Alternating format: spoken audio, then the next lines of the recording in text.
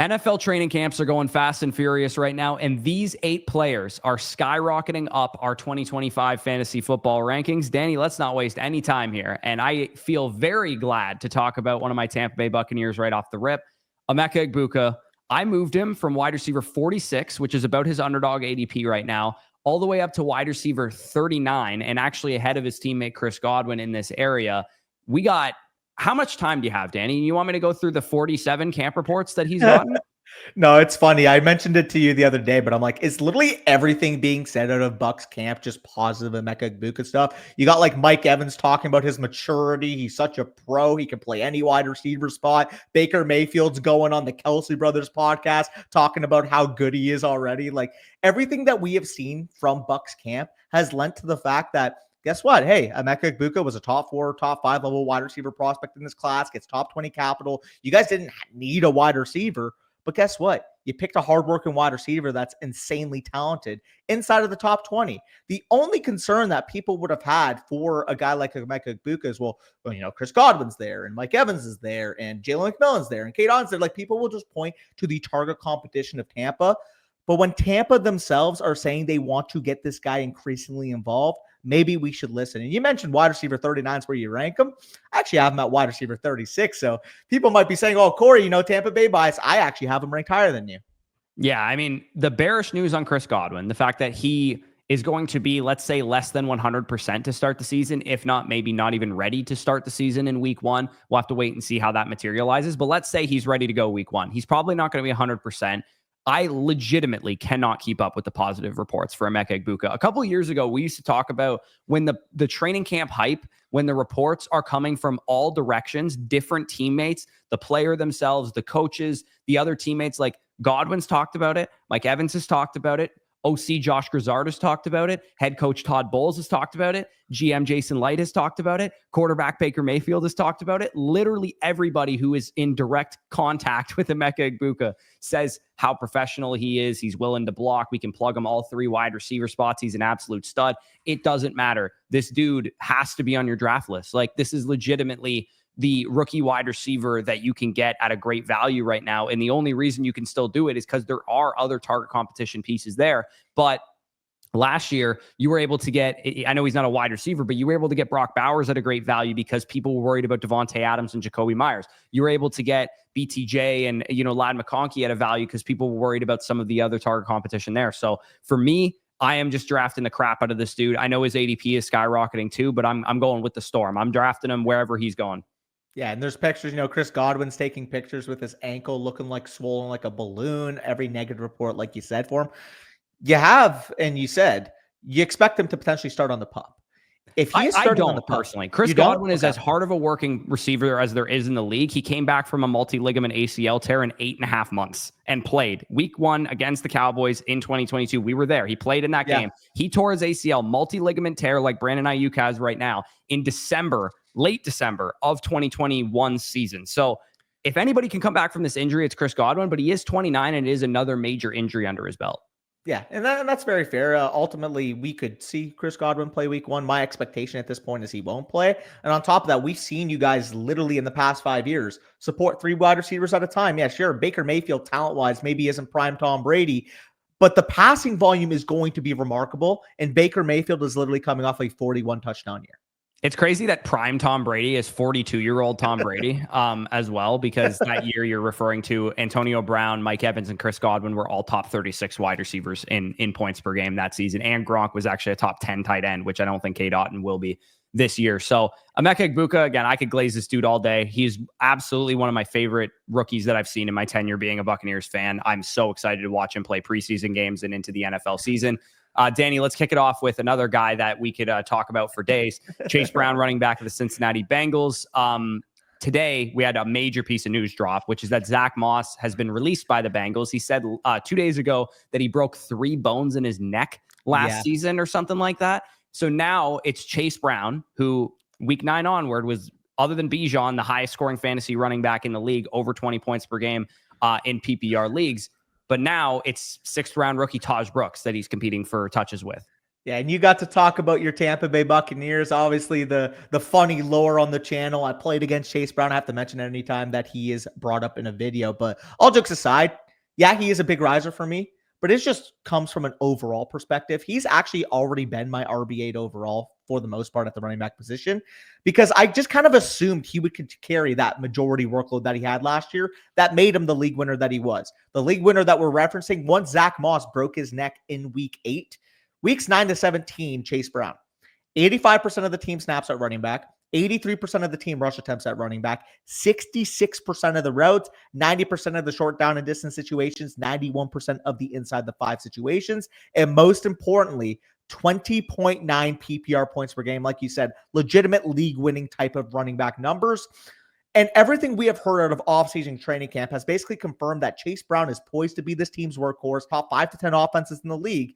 And it is very exciting because we do see 5 observations posted from Dan Horde in regards to the Bengals day 1 of training camp. A quote came out from Dan Pitcher. Chase Brown is going to be one of the focal points of our offense because he deserves to be. If you look at how we finished last year, the efficiency, the receiving usage, 3-down capabilities, goal line equity that he had, he proved that he could be a number 1 level running back. And the question was, can this guy set the team record for scrimmage yards in a year? 1773 by James Brooks. That could very well be the case. If he has this type of workload from day 1, the fact that he crossed over 1,300 yards from scrimmage last year, even despite sharing the load with Zach Moss in the first 8 weeks of the year, if he gets that type of workload a full 17 weeks, not only can this guy pay off 3rd round ADP, he could be worth a 1st round pick this time next year. Yeah, he actually, Dan Pitcher, the OC, also said this about Chase Brown. Chase Brown is going to be, by the end of the season, a household name. He's everything Austin Eckler was, and you guys know who he was. Yeah, I mean, goes to show you Austin Eckler, a legitimate 1,000-yard receiver out of the backfield, and Chase Brown was already heavily involved. We expect Joe Burrow to air it across the yard. Obviously, T. Higgins, Jamar Chase, they're going to do their thing on the outside, but if Joe Burrow is going to be flirting with 650, 700 pass attempts again, why can't Chase Brown catch 75 to 85 balls out of the backfield? Yeah, his ADP is in the early 3rd round. It probably won't stay there. It'll probably get into the second round. I take him in the mid-second round. He's my 206, man. I have him over Lad McConkey in my rankings and Brock Bowers. Yeah, and he's been my RB8 for a while, but I've kind of moved him around. Initially, he was kind of in that, 25, 26 range because there were still some types of concern. Like maybe they do get Zach Moss involved. But after this move and after all these quotes, I don't think you should be leaving your 2nd round without him picked off the board. No, especially if you're going to start your draft with, like, let's say a hero wide receiver like a CeeDee Lamb or a Justin Jefferson or a Puka Nacua or something. Grabbing Chase Brown in the 2nd round feels like a pretty nice way to start your draft. Moving into my number 2 riser, guy that's flying up my rankings. I had him wide receiver 27 about a week and a half ago. Now he's my wide receiver 21, and that is Tetairoa McMillan, wide receiver of the Carolina Panthers. Dave Canales, the head coach, has heaped praise onto the size of his receiving core in general. He's like, I love having a basketball team out there. But specifically, he's referring to Tetairoa McMillan, who's the biggest receiver in his receiving core at 6'5", 220 pounds. Imagine if rookie year Drake London or rookie year Rome Odunze went to an offense that had a good quarterback, because Drake London had Marcus Mariota and like 400 pass attempts per season in his rookie year, and didn't have DJ Moore and Keenan Allen like Rome Odunze had to deal with in his rookie season. Imagine that happened. Okay, well, then you have Tetairoa McMillan going to the Carolina Panthers. They had the 3rd easiest strength of schedule for wide receivers, Jacksonville, Arizona, and Atlanta to open the season. Bryce Young, quietly, one of the biggest gunslingers in the NFL. As far as his deep attempts per game, he was top 5 per game when he was starting, top 6 in adjusted air yards per attempt. And Tetairoa McMillan makes his money down the field. As I said, Tetairoa McMillan, as a prospect, was exactly pretty much identical to Drake London. Rome Odunze, same thing. You can argue, their film was better and all this kind of stuff.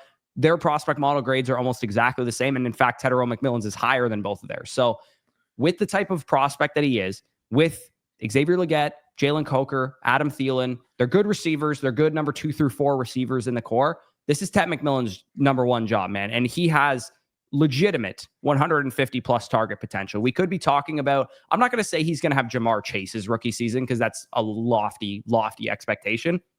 But could he have closer to Malik Neighbors' rookie season, where he has 160, 170 targets? And even though it's not the best offense in the world, I mean, Bryce Young is way better than the quarterbacks that Malik Neighbors were playing with last year, or even maybe like Jalen Waddle's rookie season. I think he had like 145 targets his rookie year, top 15 receiver in fantasy points per game.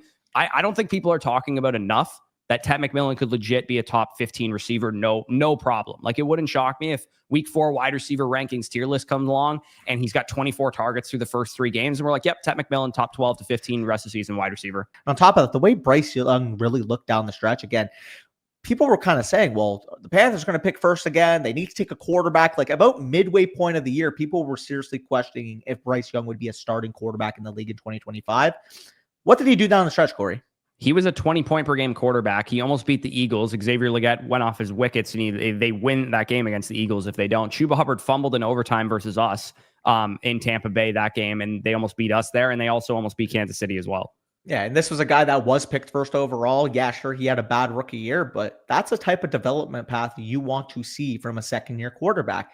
You establish the offensive line. You have a play caller that you like. Bryce Young is in a position to absolutely explode, and if he does, Tet McMillan is 100% coming along with him.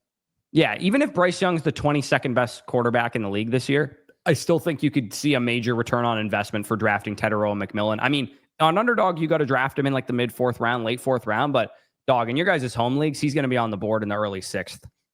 Yeah, no, for sure. So Tet McMillan, prospect profile, top 10 draft capital, immediate opportunity to earn targets, and a quarterback that we believe in.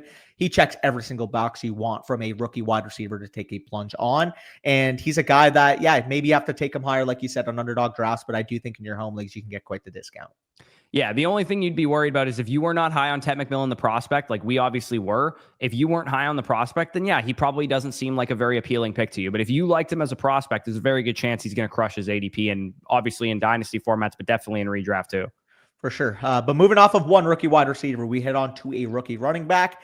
Both guys that were selected in the first round of this past NFL draft. We head on to the LA Chargers, the Omarion Hampton raising from my RB14 to my RB12 in my rankings. And this is one, I understood early skepticism on. Najee Harris, proven in the back. People are proven in the past, sorry. People were worried about him potentially siphoning those early touches. And maybe Omarion Hampton's rookie season would look, down the path of a Javonte Williams fighting touches with Melvin Gordon, Jonathan Taylor fighting touches with Marlon Mack, Nick Chubb fighting touches with Carlos Hyde, all guys that had intriguing running back profiles that didn't really break out till the backstretch of the year because of that veteran plotter that stood in their way to begin their seasons. However, I think all that kind of got put to moot. July 4th, fireworks accident, Najee Harris.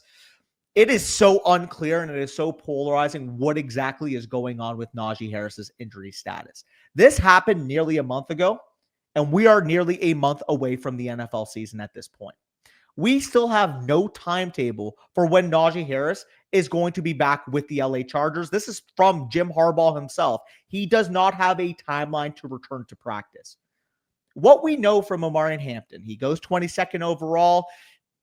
If he has full practice autonomy with the ones right off the get-go, I do think, again, it's not a matter of if, but when Omarion Hampton becomes a workhorse for this team, he could very well already have won over the coaches. If he is getting those full autonomy of reps with the ones right now, looking good, looking athletic, 220 plus pound size, the juice that he had. I mean, a guy that I literally comped to Jonathan Taylor in the prospect profile that I wrote for him over on the draft card. 22nd overall draft capital with a workhorse upside. We saw Jonathan Taylor literally represent that and be a 24-point per game option down the stretch. Now imagine if you plugged in rookie Jonathan Taylor behind a strong offensive line and an elite quarterback. We're talking about a legitimate league winner. And again, I'm not saying, Omarion Hampton, he's going to be exactly what Jonathan Taylor was, where Jonathan Taylor, like I said, 24 points per game, week 11 on, was legitimately a top 2 pick in fantasy going into his second season. Like, if Omarion Hampton had that, he'd be going in the top 15 picks right now, in all honesty. But at the end of the day, if I'm seeing Omarion Hampton, I'm seeing the upside of the talent, I'm seeing the upside of the situation, why can't he be a 300-touch, 5 yards per carry back for one of the better offenses in the league? Yeah, I mean, he actually has a couple things in his favor that Jonathan Taylor didn't, which is, like you said, Najee Harris isn't healthy right now. Marlon Mack was a RB1 the year before or 2 years before that, who was like, I mean, obviously Najee Harris has been an RB1 as well, but he's not healthy and he's on a different team. And like, he just got there, just like Omarion Hampton. It's not like Najee Harris has been there for 4 years, knows the offense already. Like, he just got there. He needs to impress the new coaching staff, needs to earn his stripes just like Omarion Hampton does.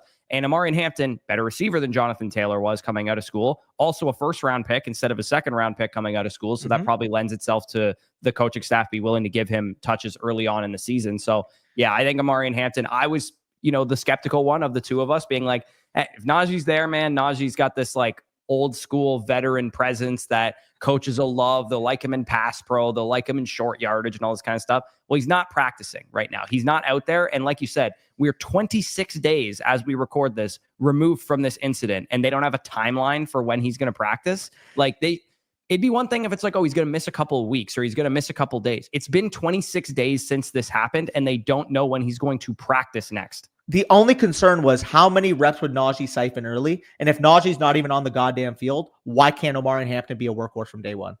No, and I've heard, Brandon Thorne, some offensive line experts talk about this maybe as the best offensive line in football, specifically as it relates to run blocking. They just paid Rashawn Slater, one of the best left tackles in the league. Joe Alt entering his second year, who was this like generational tackle prospect at right tackle. They have Zion Johnson, who was a first-round pick there too. So it could be a really dominant run blocking unit, and we all know Greg Roman likes to run the football. So yeah. I think the actual underrated part about Omarion Hampton is how good of a receiving prospect he had.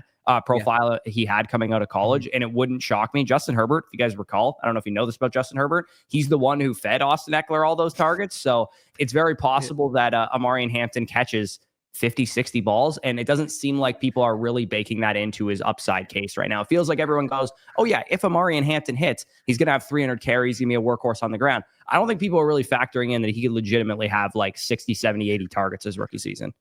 Get all your drafts in before the Hall of Fame game, because there's a very real possibility he breaks a long run and people start to clock in that, yeah, maybe Najee Harris won't be there and this guy can very much do damage in a full autonomy workload. Or better, he's rested with the starters and doesn't play at all. Well, it's already been confirmed him and Trey Harris will play because they want to see the rookies get out there. Oh, okay. Yeah, I mean, if he has a big play, like you said, he could really skyrocket up the ADP. I have him ranked like basically as closer to a 2-3 turn pick. I have him at I think 29 overall right now. So I think there's going to be people after a couple more weeks that they're ready to put him in the second round. And for those of you that are curious, I have him ranked as my 28th overall player right now, and my RB12. I did move him above Bucky Irving and Kyren Williams. Yeah, I don't have him above Bucky, but I do have him over Kyren. And the guys that are actually immediately in front of him are the two top quarterbacks and the two top tight ends. So it's more like at running back, he's right behind Brees, who's my 24th overall player. And there's only two tight ends and two quarterbacks in between those two guys. Yeah, and I also adjusted it. I'm going to move some of the wide receivers down with Higgins, Adams, and Marvin Harrison below him. So I actually moved Omarion to 25. Yeah, for sure. So number 3 player skyrocketing up my rankings is Jayden Reed, who I already was drafting like crazy. He's literally like an 18%, 20% rostered player for me on Underdog. But I moved him to wide receiver 32. Top 10 projected offense and implied point totals. I think Jordan Love's going to get back to his 2023 self.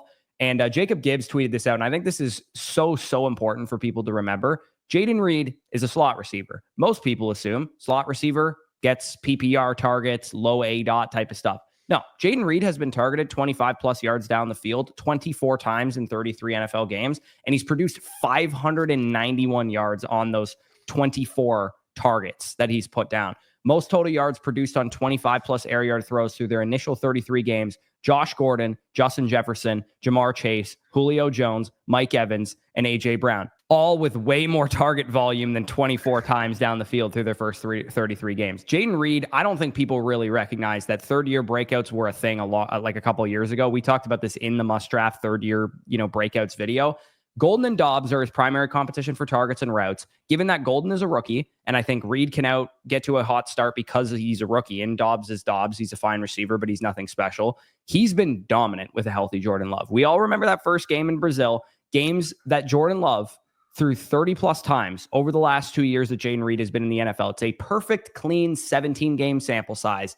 Precisely how many points Brian Thomas Jr. has scored in his rookie season is what Jayden Reed has put up when Jordan Love throws the ball 30 times or more. 16.26 fantasy points per game in PPR leagues. The camp hype is that he's actually getting work in 2 wide receiver sets. Now, does it actually matter? I don't actually think so. If he does only come on the field in 3 wide receiver sets, I'm still taking him at his cost because I still think he can crush his ADP. But if he does get work in 2 wide receiver sets, then he could go legitimately nuclear. This is a tweet from Andy Herman, who's a Packers beat reporter. They did a 2-minute drill and they ran 6 plays. 4 of them went to Jayden Reed and only 5 of them were passing plays.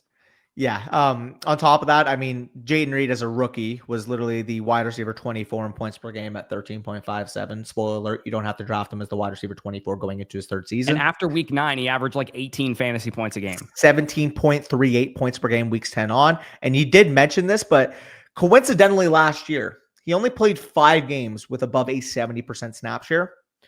2 of those games came in Jordan Love's first 2 starts.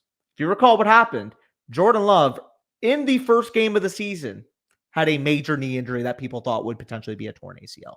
I don't think people are understanding that if Jordan Love is healthy, this team will throw the football more than 28 times per game.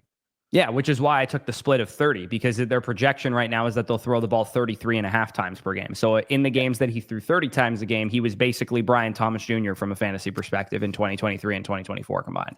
Yeah, we love our Jayden Reed. Again, you have him as the wide receiver 32. He's also a top 35 wide receiver in my rankings. And the fact that you can still get him, despite being a wide receiver heavy room over on Underdog in the 7th round, feels like one of the freest clicks in drafts right now. Yeah, and in home leagues, man, you get this guy in the 8th round or whatever. Like, it makes me not actually really want to draft that many mid-round wide receivers and actually maybe deviate for a Jaden Daniels or a Jalen Hurts or a Lamar Jackson or whatever. Because I'm like, well, would I rather have Jalen Hurts or Jaden Daniels at the top of round 4 and Jayden Reed in the top of round 8, or would I rather have, Xavier Worthy and Baker Mayfield? It's like, I'd rather have Jalen Hurts, Jaden Daniels, and Jayden Reed. Yeah, for sure. Jayden Reed, easy click. I love him in that range. You can get him right now as like your wide receiver 4 in your teams. And as we know, if you have 2 flex spots in your league, and one of them is Jayden Reed, who has literally flashed wide receiver 1 on the week, wide receiver 2 on the week level spike week variance, we want that in our flex spots. It's not like you're relying upon this guy to be the wide receiver 2 in your lineup, because this ADP can get him much cheaper than that. Yeah, no, absolutely. So speaking of spike week kings, let's go over to your Dallas Cowboys, where George Pickens is a top 22 wide receiver in your rankings. And to balance out some of the Danny Glaze that's about to take place here with George Pickens and the Dallas Cowboys, I also have him at wide receiver 28, and I'm drafting him pretty heavily too. So it's not just Danny that's very excited about him. Yeah, and I don't think anybody will say that, oh, George Pickens isn't a very talented player. I think the pessimism that people have with George Pickens, the player, is that maybe sometimes he's a knucklehead. Maybe sometimes he's inconsistent. Maybe sometimes if he gets frustrated early in a game, people have question marks if he can keep composure.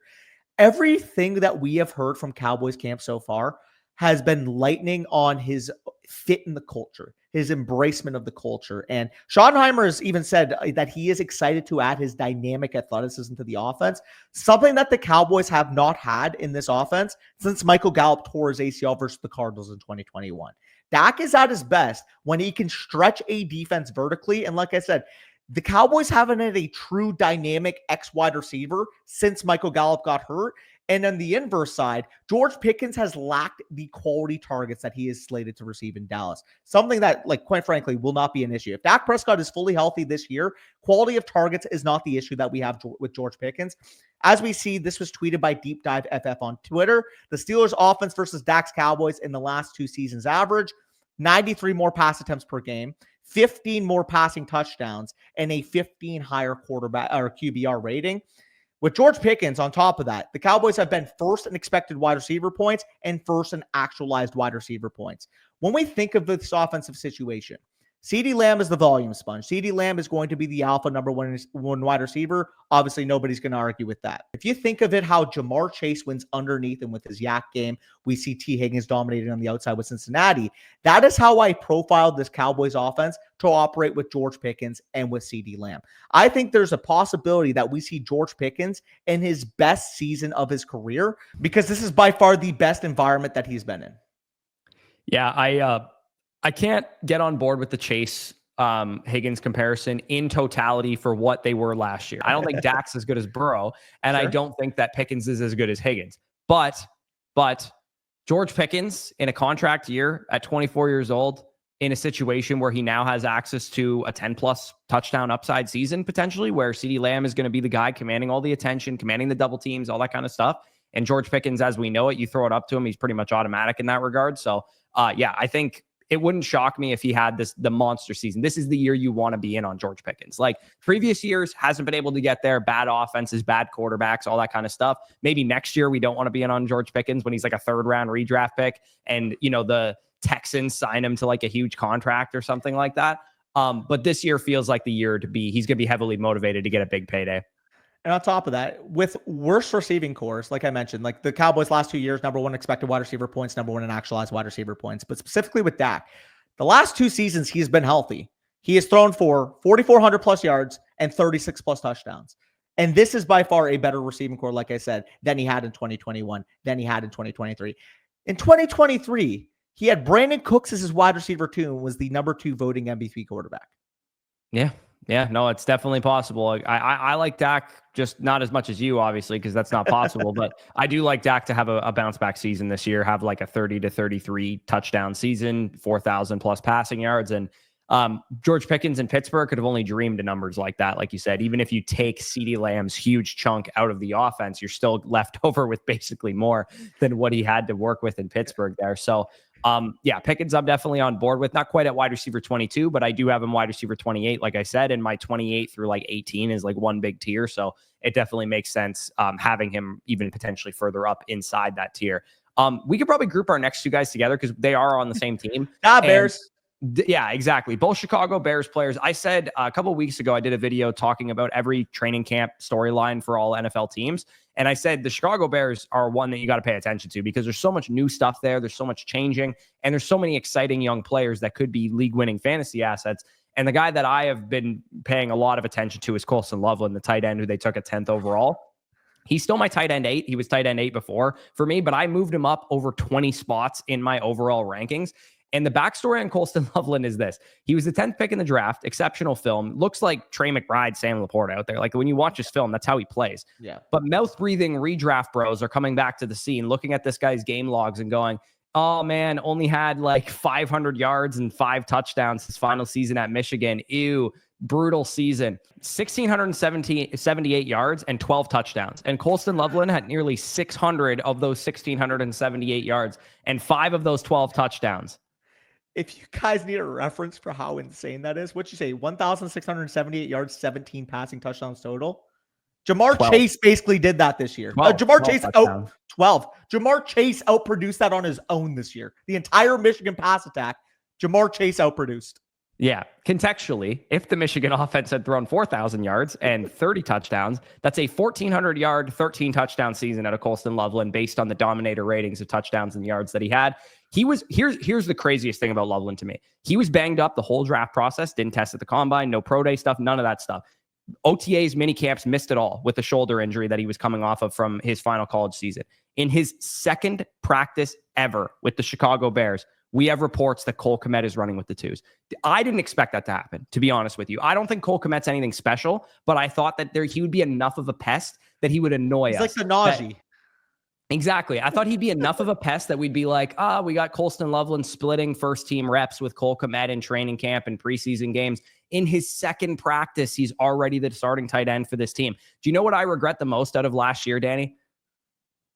Not paying attention when Brian Thomas Jr. did this. Not paying attention when I thought a raw player like Brian Thomas Jr. was not, in fact, a raw player by all reports in Jaguars training camp. Young guys who are 21 years old, like Colston Loveland is, and like Brian Thomas Jr. was last year, they can make pretty big jumps. When you think about their final college game to after their first NFL training camp, the draft process, all the stuff that they go through, that's a lot of time for a young player to get a lot better at football. Look at Bucky Irving, man. A guy that I watched on his final tape of college at Oregon is not the guy that I saw for the Tampa Bay Buccaneers in his rookie season. So I like Njoku. I like Kraft. I like Andrews and those type of guys. There's no fucking shot in planet Earth that I would take them over Colston Loveland because the ceiling that this guy has is this year's Brock Bowers. Like I'm not going to say he's going to have 15 points per game because he has target competition with Odunze, who you're going to talk about in a second, and DJ Moore and stuff. But could he very, very easily in the 8th, 9th round where he's going be an every week starter for you at tight end? Absolutely.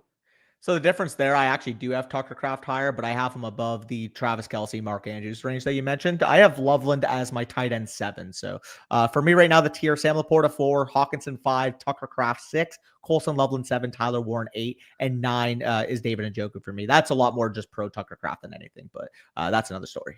Yeah, I have Kelce above Loveland still. That's the only one of the like veteran guys, and then Laporta and Hawkinson as well. But yeah, it wouldn't shock me if I get to a point where I'm like, I might have Loveland like tight end 4 or 5, like legitimately. Yeah. Like it And Warren too, like both of these tight ends, like I'm drafting the absolute crap out of. And if you actually gave Colston Loveland his in-game testing athleticism and put him into the prospect model, his best comps are TJ Hawkinson, Dallas Goedert, and Trey McBride.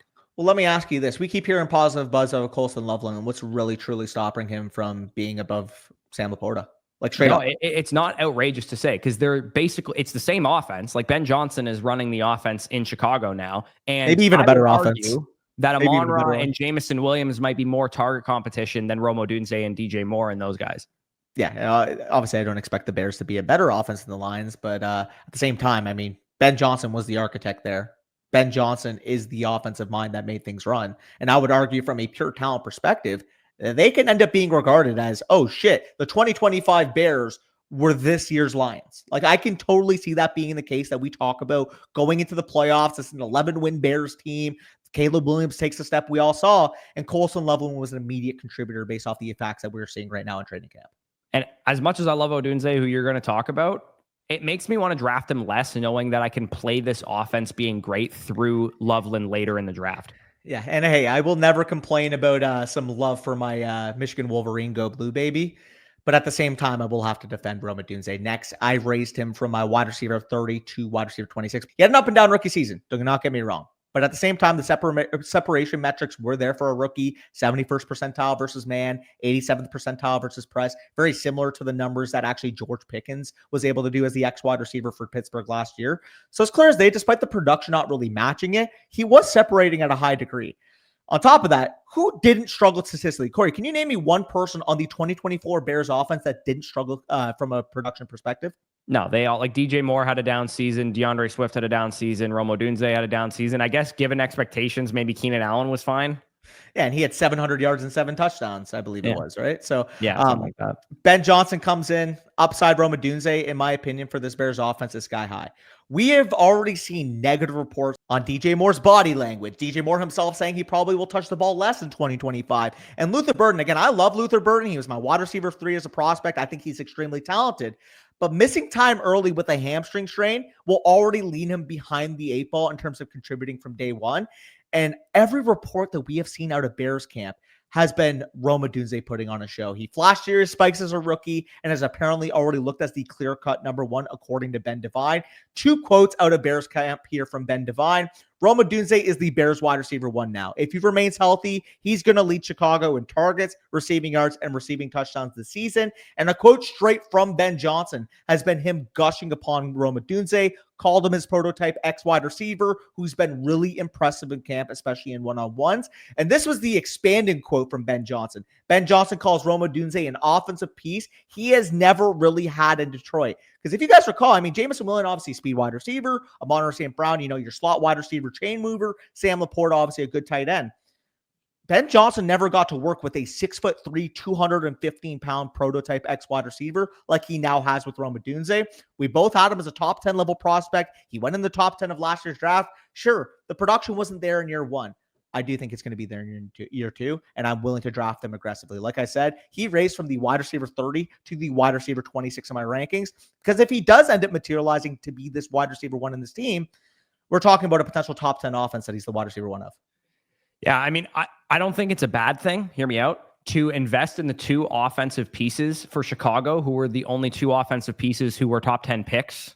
And Odunze just last year by the current GM who's still there, who just got extended, and has already worked with the quarterback, Caleb Williams. And then Loveland, who they drafted this year, Ben Johnson obviously decided was a very important piece to his offense. And I think following the team investment is maybe not the worst idea to play this Bears receiving core. And to me, that is, as much as I love Loveland, Odunze is definitely my second favorite at cost target in the Chicago Bears offense. Yeah, and he's still going about, the early 60, late 50 range over on Underdog. If we keep seeing reports like this, I can see him being a 4th-round pick anytime soon. Why is DJ Moore still going above him? Yeah, I mean, I don't have DJ Moore ranked ahead of him, so I don't know. Because you're a sharp. You know what you're talking about. Yeah, I mean, to be fair to DJ Moore, he finished as a wide receiver 1 2 years ago on this Bears team with Justin Fields, and he's still a talented player who's going to command work. But Odunze, as a top 10 pick and the level of prospect he was, it doesn't take DJ Moore being worse for Rome Odunze to just be better than him. Like it's nothing really against DJ Moore. I just think that Rome Odunze might take the step so that it's blatantly obvious to all of us. It's like, oh yeah, DJ Moore, 21, 23% target share in this offense, but Odunze's a 26% target share guy because he's just the better receiver at this point. Yeah, I mean, don't get me wrong. Like you said, DJ more talented player, but I think we can both agree the prospect that Rome Odunze was the top 10 draft capital, him being attached to Caleb Williams, already what we've been hearing out of camp, it would lend yourself to a higher ceiling than what we've seen from DJ Moore. Yeah, no, this offense is going to be really fun to talk about, obviously, especially if Caleb Williams lives up to his, Kyler Murray, Patrick Mahomes type comparisons. Because that's the other thing. I mean, you're comparing it to the Detroit Lions situation. I mean, Jared Goff doesn't have the type of ceiling that Caleb Williams has as a player. That being said, we got to see it out of Caleb Williams. We haven't seen it yet. But if he does show what we all saw from his USC tape, particularly in 2022, we could be talking about a guy who has absolutely no problem supporting all these guys because he throws 38 touchdowns and 4,500 yards. And I'll just say it as simply as this, because I've said this before, so I won't expand on it too much. There's a reason why the hottest head coaching candidate on the market, and physically, yeah, no, he's quite a good looking guy. You're not wrong. He staked his first head coaching gig on Caleb Williams. He didn't do that because he thinks Caleb Williams is not going to work out. He did that because he thinks Caleb Williams could be one of the 5 to 8 best quarterbacks on earth someday. Yeah, no, you don't take that job if you don't believe in Caleb Williams. It's just reality. You have your choice. Jacksonville's beating your door down. You have all these other teams probably wanting to hire you, and you went to Chicago. And Chicago obviously had the pieces, the draft capital, some of the offensive weapons that they already had there. That's why you go there. And Ben Johnson made that decision. And deciding how to handle the Bears offense might be one of the biggest Jenga pieces in fantasy football this year, because maybe the right answer is you fade it because it fails. Maybe the right answer is you needed to draft Odunze. Maybe the right answer is you should have played it through Loveland. Maybe the right answer is DJ Moore, and we're going to be wrong on that. You got to make your stance in this offense, I would say, though. Obviously, you could just take the syrup and take Caleb Williams in your draft as well. But generally speaking, I do love Loveland and Odunze, and they were already high in my rankings. They're continuing to get high in my rankings. Yeah, for sure. At the end of the day, week 1 comes around, I want the X wide receiver for a quarterback and offense that I believe in. It's pretty much that simple. Yeah, no, for sure. Absolutely. So appreciate everyone for watching. Like, comment, subscribe if you enjoyed. Of course, if you guys want more training camp updates, I'm doing them on the YouTube shorts, the TikToks, the Instagram. So if you want, what happened in the training camps around the NFL every single day, I've been doing that all week pretty much. A lot of you guys have said you really like that. So keep following along for those. Make sure you guys are also checking out everything we're doing over on flockfantasy.com. Our season pass actually just dropped today. So if you guys are, looking to get a covered wall-to-wall covered for the season-long fantasy football time, which is August 1st to January 1st, and you don't want to pay the whole annual subscription for the site because you don't really use it in the offseason, you're not a dynasty player or whatever, season-long players especially, you can sign up for a $35 season pass, get our draft guide, the other 3 draft guides of the other creators, and you can also get start-sit question vouchers, 2 trade vouchers as well to try and get trade questions during the season. And you can also get all of our rankings, access to all the tools, the site, and everything it has to offer from August 1 to Jan 1. Basically, the whole fantasy football season, you will be covered and ready to go. That is available for purchase. That'll be linked down below in the pinned comment if you guys want to check that out. Again, perfect for season-long players. You guys don't need it in January and March or whatever because you don't play Dynasty. Perfect. Check out the season pass if you're a redraft player. Definitely the best product you can get. And also make sure to draft some of these guys over on Underdog too. You guys can see promo code FSE for a 50% deposit match up to $1,000.